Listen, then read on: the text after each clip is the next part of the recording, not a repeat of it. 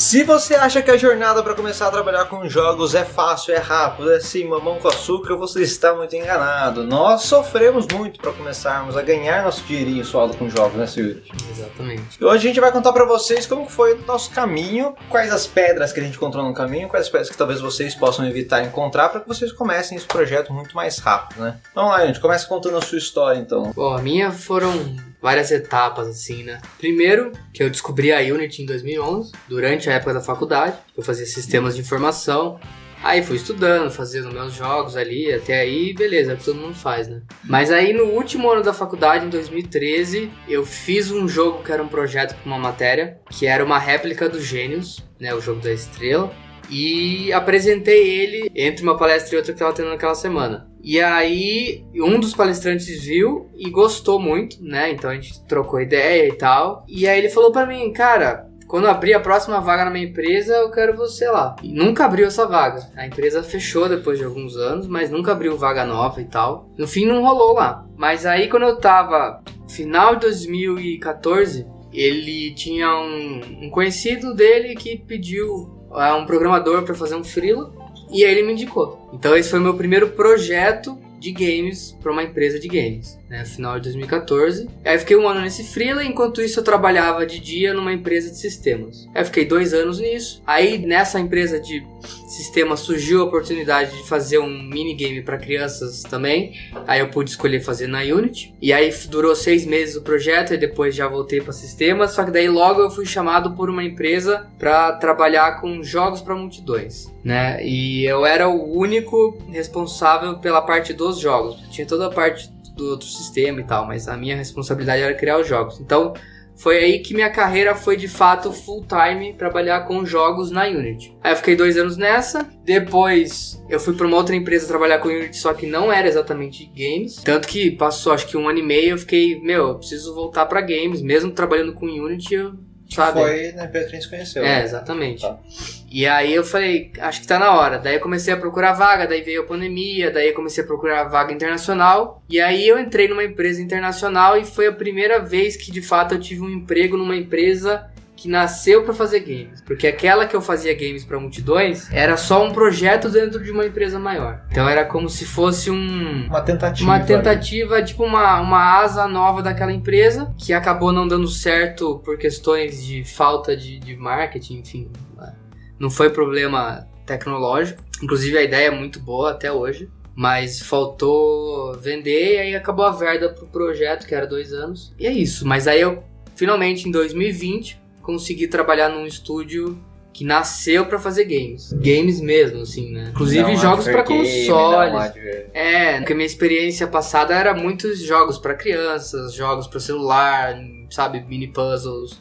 Esses jogos pra multidões eram jogos muito simples que passavam, tipo, num telão do estádio. E então não tinha um input complexo, porque eram câmeras que capturavam o movimento das pessoas e vinha um input de 0 a 100%, e era o que eu tinha como trabalhar com isso. Então jogos para você jogar com controle, para você jogar no computador, no console, foi só em 2020. Então eu fiquei ali desde o momento que eu conheci a Unity até trabalhar 100% num estúdio de games que nasceu só por essa função, foram ali 9 anos, né? Não, 8 anos. É 8? Não sei que ano você começou. 2011 pra 2020. Foram 9 anos depois que eu conheci a Unity que eu consegui trabalhar 100% com games num estúdio de verdade, né? O meu... Eu sou péssimo com datas, mas tive algumas coisas parecidas, algumas coisas diferentes. Mas eu comecei a trabalhar com games mesmo, demorou também.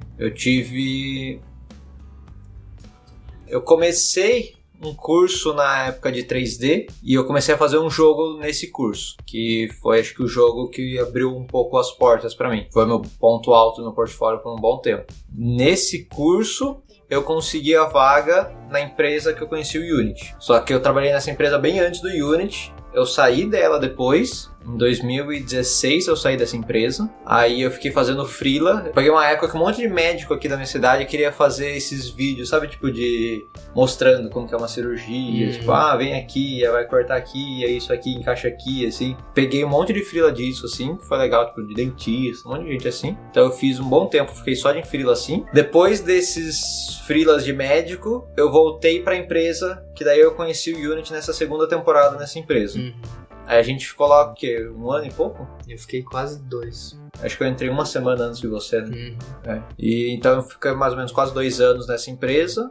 Daí eu acho que eu tava trabalhando nela ainda, no finalzinho do meu expediente lá. Eu peguei algumas animações pra fazer no 171, o jogo brasileiro que saiu faz pouco tempo até. Mas eu não era parte da equipe fixa, eu fiz algumas animações que eles pediram só, alguns lotes de animações que eles mandaram, precisava de freela. E eu fiz essas, acho que foi o primeiro estúdio de jogos mesmo, que eu trabalhei mesmo com freela. Depois disso, eu consegui um emprego no Chile, que foi legal, que eu fiz o Escape da Ewok. Depois disso eu entrei na mesma empresa que você entrou. Internacional. Depois eu entrei. Daí eu consegui. O Chile já era internacional, mas o emprego pra Europa foi nessa daí depois. Daí abriu as portas também. Daí fiz freela pros Estados Unidos, daí fiz outros projetos aqui no Brasil, fiz várias coisas assim de freela a mais. Demorou um bom tempo pra conseguir entrar na carreira de jogos, porque no começo não tinha tanta opção, assim, não tinha muitas indústrias, era bem mais difícil. Hoje tem bem mais empresas, assim, o mercado cresceu bastante. Se você pensar no mercado há uns anos atrás, ainda mais que a gente era júnior nesses anos atrás, isso que atrapalha ainda mais. Talvez para um sênior, alguns anos atrás, até tivesse mais chance de entrar nas grandes empresas. Mas pra gente era complicado, ainda sabendo pouco ainda. O que deu start pra gente foi começar fazendo nossos projetos. Que foi isso aí, você se destacou porque fez aquele projeto e mostrou pra alguém. E aquilo deu o pontapé, apesar de mesmo assim demorar, mas se não fosse isso, como que ia começar? Se você não tem experiência, tem que demonstrar a experiência de alguma forma. A forma que a gente encontrou, que a gente recomenda até hoje, é portfólio. Então faz ali o seu próprio joguinho. Uma coisa que eu sempre recomendo aqui é tente fazer uma coisa em um escopo menor, que foi um erro que eu cometi. Eu quis fazer um jogo um pouco maior, ainda é muito menor do que muitos projetos que eu vejo por aí, galera tentando fazer de portfólio, mas ainda assim, demorei muito mais tempo do que precisava. Se eu tivesse focado só na minha área ali, talvez tivesse feito mais coisas legais, em vez de ficar tentando quebrar a cabeça e programar um monte de coisa ali que não é minha praia. Então fica a lição pra gente passar aqui pra vocês, mas é isso. Hoje pra vocês, ainda assim, para um júnior ainda é difícil conseguir entrar no mercado, mas acho que já tá um pouco mais fácil, porque a quantidade de empresas que tá abrindo é bem maior, né? Sim, tem muita empresa, e ainda mais se você for trabalhar internacionalmente, então daí abre muitas portas, né? Hoje em dia é muito mais fácil do que 10 anos atrás. Até porque 10 anos atrás não tinha opção de você trabalhar remoto, né? Exterior. Só se você... Eu vi gente que se mudou e daí lá correndo atrás conseguiu. Isso sim. Tanto que quando eu comecei lá em 2018, 17, a tentar a vaga no exterior, eu fui com a cabeça de não. Vou ter que me mudar e vou pra lá.